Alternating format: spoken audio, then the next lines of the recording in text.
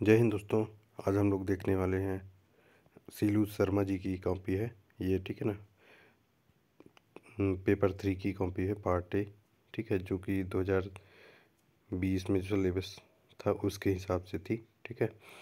तो आज हम लोग इनकी कॉपी देखने वाले हैं। इन्हें असिस्टेंट डायरेक्टर एजुकेशन में की पोस्ट मिली हुई है और डिप्टी कलेक्टर में वेटिंग 2 है, ठीक है ना। तो हम लोग देखते हैं। तो इनकी कॉपी है ये, चेक नहीं हुई थी हालांकि, लेकिन इनका जो कॉपी है बहुत ही अच्छी, साफ़ सुथरा और बहुत ही अच्छी राइटिंग से लिखी हुई है ना। तो ये देखेंगे कि साफ़ सुथरा कॉपी लिखते हैं टॉपर लोग। तो चेक नहीं हुई है, पर लिखने का जो तरीका है इससे पता चलेगा आप लोगों को कि कैसे लिखना है पीएससी में, ठीक है ना, मेंस में।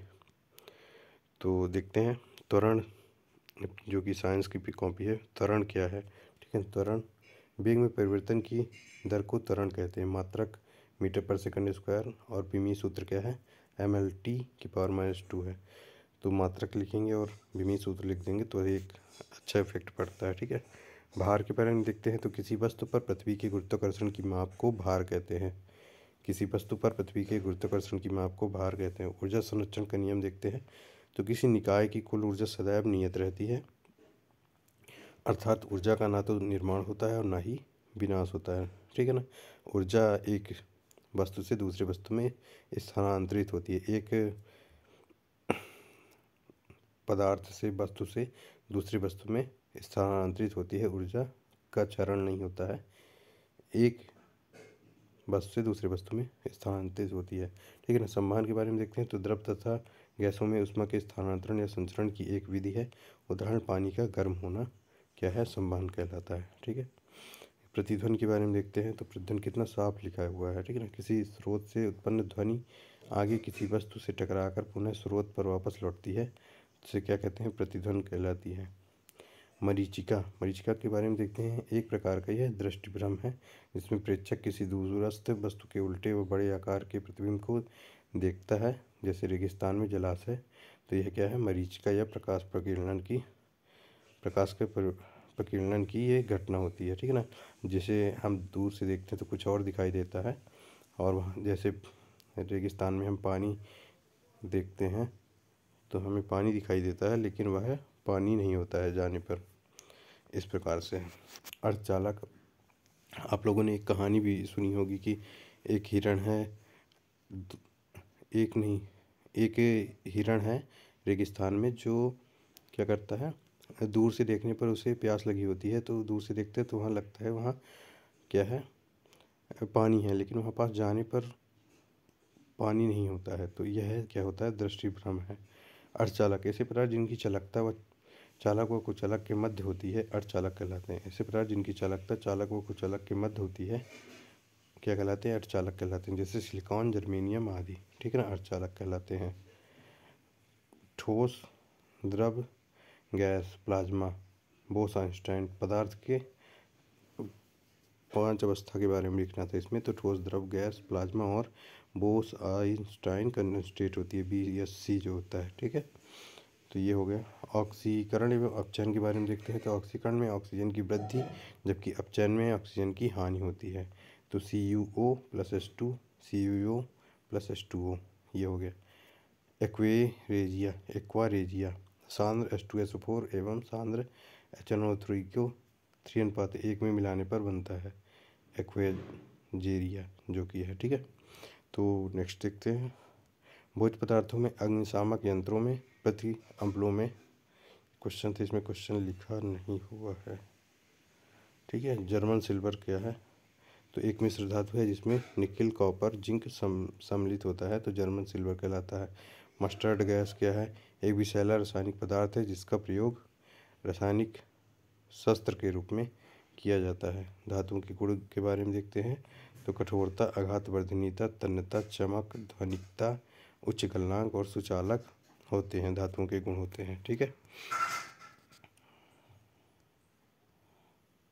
धातुओं के गुण होते हैं। क्षारक के बारे में देखते हैं। तो स्वाद में कड़वे यौगिक है जो लाल लिटमस को नीला कर देते हैं, जैसे NaOH क्षारक होते हैं, ठीक है। न्यूटन का गति का तृतीय नियम, क्रिया प्रतिक्रिया का नियम कहलाता है, जिसके अनुसार प्रत्येक क्रिया की सदैव बराबर तथा विपरीत दिशा में प्रतिक्रिया होती है। ये हो गया न्यूटन की गति के तृतीय नियम के बारे में बता रहा है। तो यह 5 मार्कर में लिखा हुआ है, ठीक है। 5 मार्कर में लिखा हुआ उदाहरण लिख देंगे। किसी में उदाहरण लिखने पर एक अच्छा इफेक्ट पड़ता है कॉपी में। जब कोई बंदूक चालक बंदूक चलाता है तो जितनी गति से बंदूक से गोली आगे की ओर बढ़ती है, उतनी ही मात्रा में पीछे की ओर चालक को तीव्र झटका लगता है, ठीक है। घर्षण बल के बारे में देखते हैं। तो घर्षण बल ऐसा बल जो तालों के बीच लगता है और उनके बीच सापेक्षिक स्पर्शी गति का विरोध करता है, तो क्या कहलाता है? घर्षण बल कहलाता है। इसके लाभ देखते हैं। पृथ्वी की सतह पर चलने में आवश्यक है, वाहन रोकने में, कागज पर लिखने में आवश्यक है। हानि, मशीनों की दक्षता का ह्रास होता है। लाभ हो गया। ये हानि के बारे में देखते हैं। मशीनों की दक्षता का ह्रास होता है घर्षण बल से। मशीनों के गतिमान भाग घिस जाते हैं। ऊष्मा ऊर्जा के रूप में व्यर्थ हो जाती है, ठीक है। ये हो गया कागज, और ये लाभ हो गया और हानि हो गया। तो इसमें ये पूछा था घर्षण बल क्या है और उसके लाभ और हानि के बारे में बताइए। कार्य करने की क्षमता को ऊर्जा कहते हैं। कार्य करने की क्षमता को ऊर्जा कहते हैं। इसका अस्थायी मात्रक जूल है। विद्युत ऊर्जा के प्रकार हैं। विद्युत ऊर्जा, यांत्रिक ऊर्जा, ऊष्मीय ऊर्जा, गुरुत्वाकर्षण ऊर्जा, परमाणु ऊर्जा। गतिज ऊर्जा कौन कौन सी है के बारे में है। काइनेटिक एनर्जी 1/2 mv², ये इसका सूत्र होता है गतिज ऊर्जा का। स्थित ऊर्जा जो है U = mgh है। और रासायनिक ऊर्जा हो गई, ठीक है। तो इतने प्रकार की ऊर्जा होती है।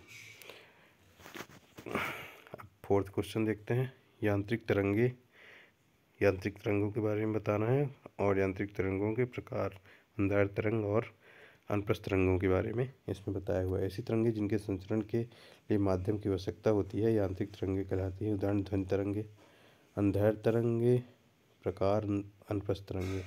यदि माध्यम के कण तरंग की गति की दिशा में ही दोलन करते हैं तो उसे अंधार तरंगे कहते हैं। भूकंप तरंगे जैसे। अनुप्रस्थ तरंगे क्या है? यदि माध्यम के कण तरंग की गति की दिशा के लंबवत दोलन करते हैं तो अनुप्रस्थ तरंगे कहते हैं। उदाहरण में क्या है? पानी की सतह पर तरंगे। इस प्रकार हो गया ये। नेक्स्ट मिश्रण और यौगिक के बारे में है। इसका अंतर बताना मिश्रण और यौगिक का, आप लोग ये देख लेंगे। ज़्यादा लंबी वीडियो ना बने, जिससे आप लोग देख सकते हैं। तो ये डाल्टन के परमाणु सिद्धांत के बारे में बताया हुआ है। आधार क्या है डाल्टन के परमाणु सिद्धांत के, और सिद्धांत क्या है उसके बारे में दे दिया है 5 नंबर में, ठीक है। 5 नंबर में आएगा तो आप लोग इतना ही लिख देंगे, ठीक है। इस तरह से लिखेंगे। तो आप लोग इस तरह लिख भी सकते हैं अपनी कॉपी में, जिससे क्या होगा, आपको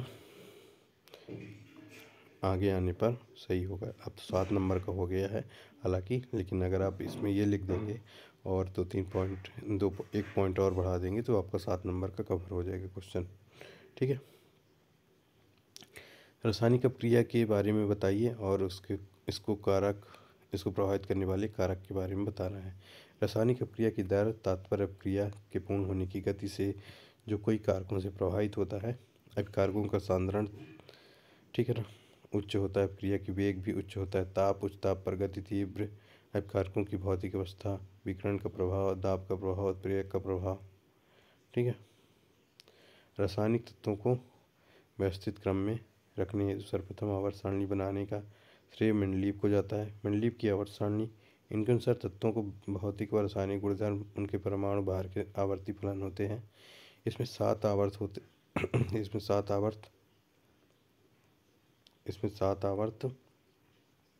व 8 समूह थे, ठीक है। 63 तत्व रखे गए। कुछ के गुण बताकर स्थान छोड़ा गया है, ठीक है। अब देखते हैं संक्षारण के बारे में। एक रासायनिक प्रक्रिया है संक्षारण, जिसमें कोई धातु बर्नौली नमी से क्रिया कर ऑक्साइड बनाती है। फलस्वरूप उसका क्षरण होने लगता है, जैसे लोहे में जंग लगना। सुरक्षा के उपाय में से धातु बना ली जाए, किसी अन्य धातु की परत चढ़ाकर। जंग रोधी पदार्थ की परत धातुओं पर चढ़ा दी जाए, प्रिंट या ग्रीस लगाकर, ठीक है। संक्षारण के बारे में, संक्षारण के उपाय हो गए। अब तो 7 हो गया है, तो इसमें आप 2-3 पॉइंट और बढ़ा देंगे सुरक्षा के उपाय में, ठीक है ना। और जैसे ये लोहा उदाहरण दिया हुआ है तो ये उदाहरण आप जरूर लिखेंगे, जिससे क्या होगा, अच्छे नंबर मिलते हैं इससे, ठीक है। ये हो गया। आवर्त सारणी के शून्य वर्ग के तत्व के बारे में देख लेंगे, इस तरह आप लोग लिखेंगे। ठीक है, अब 7 मार्कर का हो गया है, तो बस ये करना है कि आपको थोड़ा सा बढ़ा देना है 3-4 लाइन, तो जिससे क्या होगा, अब क्योंकि कॉपी भी पूरे पेज का मिलने लगा है। जैसे इस बार ही 2020 के पेपर में कितने का मिला था, पूरे पेज का कॉपी मिला था। ठीक है, तो आप लोगों को भी 2-3-4-5 लाइन ज़्यादा लिख देंगे तो 7 नंबर का हो गया है। ठीक है, तो इससे आप लोगों की कॉपी भर जाएगी। अब ये हो गया 16वीं शताब्दी में जर्मन वैज्ञानिक केपलर के ग्रहों के केपलर के नियम के बारे में बताना है। ठीक है ना, तो प्रथम नियम हो गया, द्वितीय नियम, और ये तृतीय नियम हो गया। तो ये क्या है, 11 मार्कर है, जो कि अभी कितने मार्कर हो गया है, 10 मार्कर हो गया है। 2, 7 और 10 नंबर के क्वेश्चन आएंगे। ठीक है ना, ये तृतीय नियम के बारे में हो गया, T square proportional R cube. तो इस प्रकार से आप लोगों को लिखना है।